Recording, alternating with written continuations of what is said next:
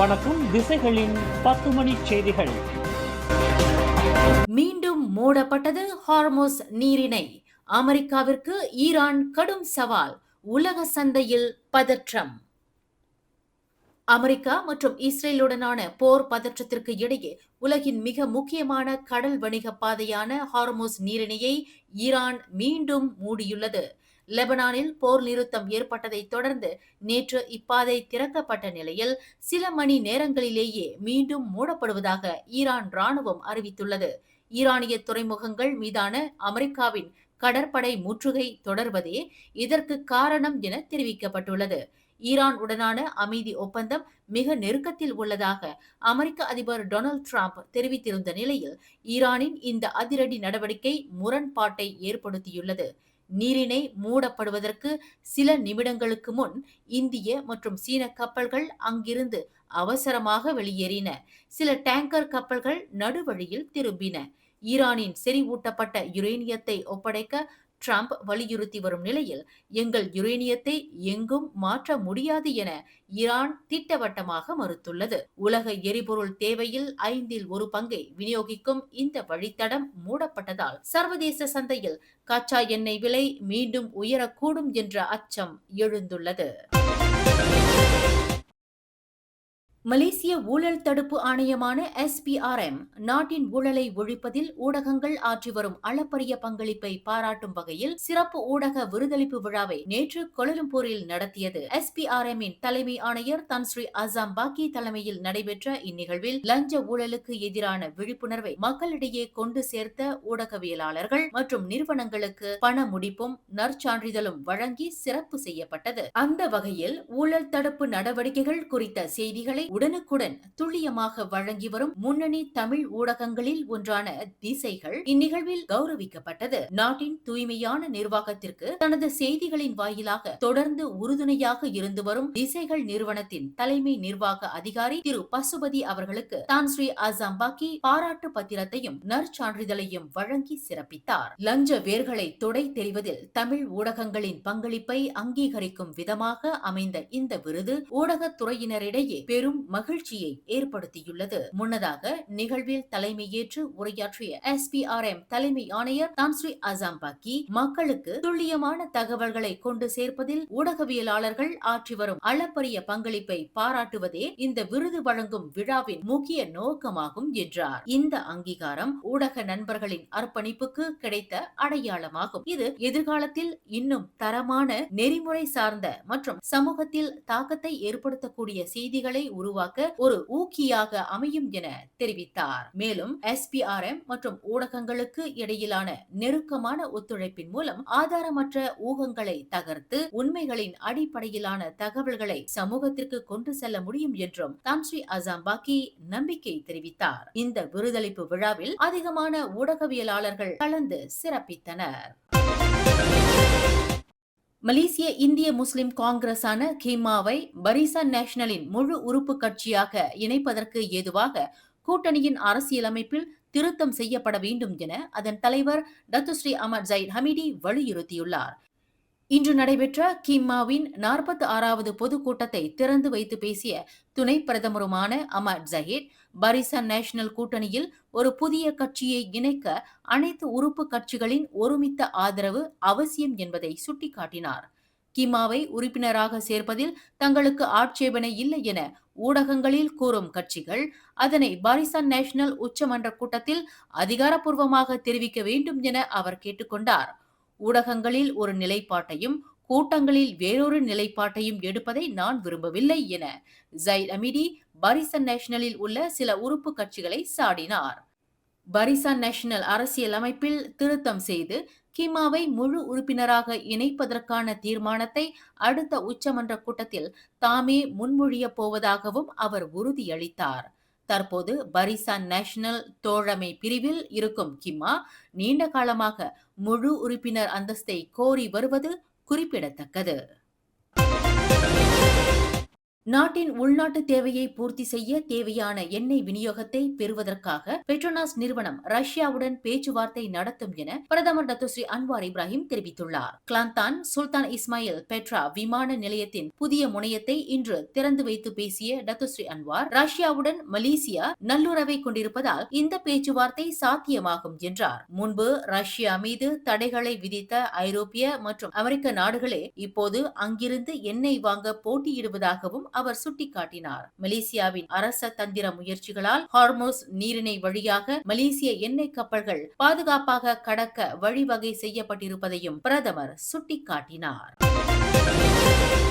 மலேசியாவில் 16 வயதிற்கு உட்பட்ட சிறுவர்கள் தனிப்பட்ட முறையில் சமூக ஊடக கணக்குகளை தொடங்குவதற்கு விதிக்கப்படவுள்ள தடையானது கருத்துரிமையை கட்டுப்படுத்துவதற்காக அல்ல, அவர்களின் பாதுகாப்பிற்காகவே என தொடர்புத்துறை அமைச்சர் டத்தோ ஃபாமி ஃபட்சில் விளக்கமளித்துள்ளார். புதிய விதிமுறைப்படி சிறுவர்கள் சுயமாக கணக்கு வைத்திருக்க முடியாது. ஆனால் பெற்றோரின் கணக்குகள் வழியாக அவர்களின் கண்காணிப்பில் சமூக ஊடகங்களை பயன்படுத்தலாம். ஆன்லைன் வேட்டையாளர்கள், பாலியல் குற்றவாளிகள் மற்றும் இணைய துன்புறுத்தல் போன்றவற்றில் இருந்து குழந்தைகளை பாதுகாக்கவே இந்த நடவடிக்கை எடுக்கப்படுகிறது. வரும் ஜூன் மாத இறுதியில் அமல்படுத்தப்பட உள்ள இந்த விதியில் மைகாட் போன்ற அதிகாரப்பூர்வ ஆவணங்கள் மூலம் வயது சரிபார்ப்பு கட்டாயமாக்கப்படும். சிறுவர்கள் இணையத்தை பயன்படுத்துவதை அரசு தடுக்கவில்லை என்றும், முன்பின் தெரியாத நபர்களுடன் அவர்கள் நேரடியாக தொடர்பு கொள்வதை தவிர்க்கவே இந்த தடை விதிக்கப்படுவதாகவும் அமைச்சர் டத்தோ ஃபாமி உறுதிபட தெரிவித்தார்.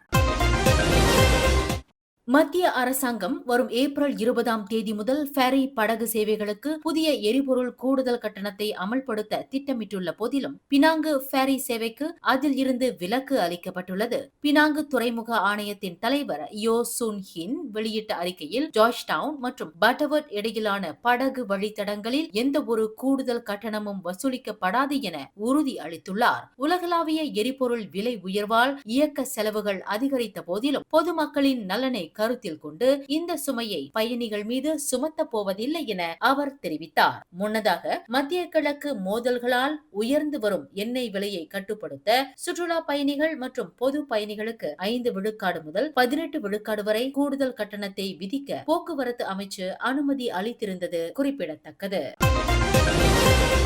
திசைகள் செய்தி ஊடகத்தில் பணியாற்ற விருப்பமா? விற்பனை துறையில் சாதிக்கும் ஆர்வம் கொண்டவரா நீங்கள்? அப்படியென்றால் நாங்கள் தேடுகின்ற நபர் நீங்களாக இருக்கலாம். புதிதாக பட்டம் பெற்றவர்களும் விண்ணப்பிக்கலாம். விண்ணப்பதாரர்கள் சொந்த வாகனத்தை கொண்டிருக்க வேண்டும். மின்னஞ்சல் admin@திசைகள்news.com. தொடர்பு எண்கள் 0361811414 அல்லது 0123516515. காஜாங்கில் உள்ள அரசு பயிற்சி மையம் ஒன்றில் விழுந்த மரத்தை அகற்ற முயன்ற 34 வயதுள்ள உள்ளூர் லேண்ட்ஸ்கேப் தொழிலாளி ஒருவர் மின்சாரம் தாக்கி பரிதாபமாக உயிர் இழந்தார்.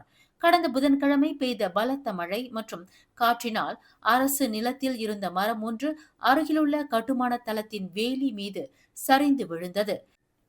நேற்று மதியம் சுமார் 2:05 மணியளவில் செயின்சா கருவியை பயன்படுத்தி மரக்கிளைகளை வெட்டி அகற்றிக் கொண்டிருந்த போது எதிர்பாராத விதமாக அங்கிருந்த மின்சார கம்பிகளில் மின்கசிவு ஏற்பட்டு அந்த தொழிலாளி சம்பவ இடத்திலேயே உயிர் இழந்தார்.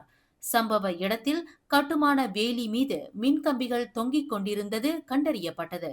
ஒப்பந்தக்காரர் முறையான அபாய மதிப்பீட்டை செய்யாததே விபத்துக்கான காரணம் என முதற்கட்ட விசாரணையில் தெரியவந்துள்ளது.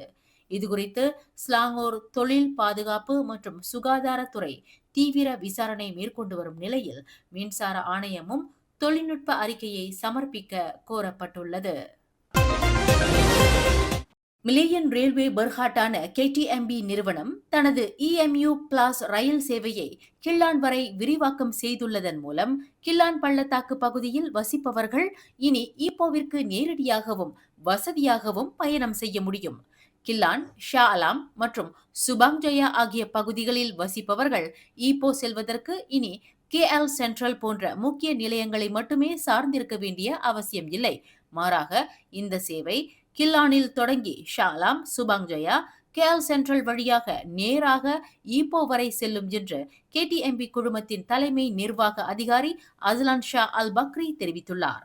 வார இறுதி நாட்கள், நீண்ட விடுமுறை காலங்கள் மற்றும் பண்டிகை காலங்களில் மட்டும் இயக்கப்படவுள்ள இந்த ரயிலுக்கான ஒரு வழி பயண கட்டணம் 45 ரிங்கிட்டில் இருந்து தொடங்குகிறது. வழக்கமான இடிஎஸ் ரயில் சேவைகளுக்கு கூடுதல் பலம் சேர்க்கும் வகையில் அதிக கிராக்கி உள்ள காலங்களில் இயக்கப்படும் இந்த இஎம்யூ பிளாஸ் சேவைக்கான டிக்கெட்டுகளை பயணிகள் கிட்ஸ் ஸ்டைல் செயலி அல்லது KTMBயின் அதிகாரப்பூர்வ இணையதளம் வாயிலாக பெற்றுக்கொள்ளலாம். தம்மால் குடும்பத்திற்கு சுமையாக இருக்கக்கூடாது என்று கருதியதாக கூறப்படும் 14 வயது சிறுமி தற்கொலைக்கு முயன்ற சம்பவம் பெரும் அதிர்ச்சி அலையை ஏற்படுத்தியுள்ளது. கோலாலம்பூர் பழைய கிள்ளான் சாலையில் நிகழ்ந்துள்ள இந்த சம்பவம் கணவரால் கைவிடப்பட்ட நிலையில் மாதம் 2500 ரிங்கிட் வருமானத்தில் 3 பிள்ளைகளை வளர்க்க போராடி வந்த ஒரு தாய் வீட்டு வாடகை மற்றும் அன்றாட செலவுகளை சமாளிக்க முடியாமல் தவித்து வந்துள்ளார். தனது தாயார் படும் கஷ்டங்களை கண்டு மனமுடைந்த அந்த 14 வயது சிறுமி தாம் இல்லாவிட்டால் குடும்பத்தின் சுமை குறையும் என எண்ணி இந்த விபரீத முடிவை எடுத்துள்ளார். தற்போது மீட்கப்பட்டு சிகிச்சை பெற்று வரும் அந்த சிறுமியின் குடும்பம் 2 மாத வாடகை நிலுவையால் வீட்டில் இருந்து வெளியேற்றப்படும் அபாயத்தில் உள்ளது. இந்த நிலையை சமூக வலைதளத்தில் பகிர்ந்த சமூக ஆர்வலர் அங்கிள் கந்தாங் என்பவர் அந்த குடும்பத்திற்கு தேவையான உதவிகளை வழங்க முன்வருமாறு பொதுமக்களிடம் உருக்கமான வேண்டுகோள் விடுத்துள்ளார். நள்ளிரவில் மோட்டார் சைக்கிள் பழுதாகி சாலையோரம் தவித்த சீன முதியவர் ஒருவருக்கு மலாய் இன மெக்கானிக் கட்டணம் ஏதுமின்றி உதவி செய்த நெகிழ்ச்சியான சம்பவம் புட்டாலிங்ஜியாவில் நடந்துள்ளது. பழுது பார்ப்பு கட்டணமாக 145 ரிங்கிட் நிர்ணயிக்கப்பட்ட நிலையில் அந்த முதியவரின் வாலெட்டில் மிக குறைந்த தொகையே இருப்பதை அறிந்த மெக்கானிக் பணத்தை பெற்றுக்கொள்ள மறுத்துவிட்டார். இன்று நான் உங்களுக்கு உதவினால் எதிர்காலத்தில் எனக்கு தேவைப்படும் போது மற்றவர்கள் எனக்கு உதவுவார்கள் என்று மெக்கானிக் கூறியதை கேட்டு நெகிழ்ந்து போன முதியவர் அவரை ஆறத் தழுவி நன்றி தெரிவித்தார். இந்த மனிதாபிமான செயல் தொடர்பான வீடியோ டிக்டாக்கில் வைரலாகி பல்லாயிரக்கணக்கான மக்களின் பாராட்டுகளை பெற்று வருகிறது. மின்சார பொருட்களை தவணை முறையில் வாங்குவதற்காக போலி சம்பள சீட்டை பயன்படுத்திய 37 வயதுடைய நபர் ஒருவருக்கு சபா கொத்தகினபாலு மஜிஸ்ட்ரேட் நீதிமன்றம் 9 மாத சிறை தண்டனை விதித்தது. நிக்கோலாஸ் ஓவின் யோஹானேஸ் லாபா என்ற அந்த நபர் கடந்த 2023 ஆண்டு ஜூலை 3 மங்காத்தாலில் உள்ள ஒரு வணிக நிறுவனத்தில் தொலைக்காட்சி மற்றும் குளிரூட்டியை வாங்குவதற்காக தான் வேலை செய்யாத ஒரு நிறுவனத்தின் பெயரில் போலி சம்பளச்சீட்டை சமர்ப்பித்ததாக குற்றத்தை ஒப்புக்கொண்டார். இதனால் அந்த நிறுவனத்திற்கு 6568 ரிங்கிட் இழப்பு ஏற்பட்டது. மற்றொரு வழக்கில் திருடப்பட்ட சொத்தை மறைக்க உதவியதற்காக 32 வயதுடைய ஜஸ்மின் சுவாய்ப் என்பவருக்கு 8 மாத சிறை தண்டனை விதிக்கப்பட்டது. கடந்த ஏப்ரல் 5 கம்போங் லீகாஸ் பகுதியில் திருடப்பட்ட புரோட்டான் சாகா காரின் டயர் மற்றும் ரிம் ஆகியவற்றை மறைத்து வைத்திருந்ததாக அவர் மீது குற்றம் சுமத்தப்பட்டது. பின்னால் வந்த லாரி மீது கார் மோதியதில் 2 வாகனங்களும் திடீர் என தீப்பற்றி எரிந்தன. நேற்று காலை ஜலன்மீரி பைபாஸ் சாலையில் நிகழ்ந்த இந்த விபத்தில் ஸ்பாட்ஸ் கூப்பே காரை ஓட்டி வந்த 40 வயதுடைய உள்ளூர் நபர் ஒருவர் சம்பவ இடத்திலேயே உயிர் இழந்தார். இந்த சோகமான விபத்து குறித்து மீரி மாவட்ட போலீஸ் தலைவர் ACP முகமது ஃபர்ஹான் லி அப்துல்லா அறிக்கை வெளியிட்டுள்ளார். பர்மாய்ஜாயாவில் இருந்து மீரி விமான நிலையம் நோக்கி சென்று கொண்டிருந்த அந்த ஸ்பாட்ஸ் கார் திடீர் என வலது பக்க பாதையில் இருந்து இடது பக்கத்திற்கு மாறியதாக தெரிகிறது. அப்போது பின்னால் வந்த லாரி மீது கார் மோதியதில் 2 வாகனங்களும் திடீர் என தீப்பற்றி எரிந்தன. காரின் உள்ளே சிக்கிக் கொண்ட ஓட்டுநர் தீயில் கருகி உயிர் இழந்த நிலையில் 34 வயதுடைய லாரி ஓட்டுநர் காயம் இன்றி தப்பியதாக மீரி மாவட்ட போலீஸ் தலைவர் ACP முகமது ஃபர்ஹான் லி அப்துல்லா தெரிவித்தார். இந்த விபத்து குறித்து 1987 ஆண்டு சாலை போக்குவரத்து சட்டத்தின் கீழ் விசாரணை நடத்தப்பட்டு வருவதாக அவர் குறிப்பிட்டார். மேலும் செய்திகளை தெரிந்து கொள்ள கீழே இருக்கும் பெல் பட்டனை அழுத்துங்கள். உங்கள் மகிழ்ச்சியை வெளிப்படுத்த லைக் மற்றும் ஷேர் செய்யுங்கள். தொடர்ந்து திசைகளோடு இணைந்திருக்க சப்ஸ்கிரைப் செய்யுங்கள்.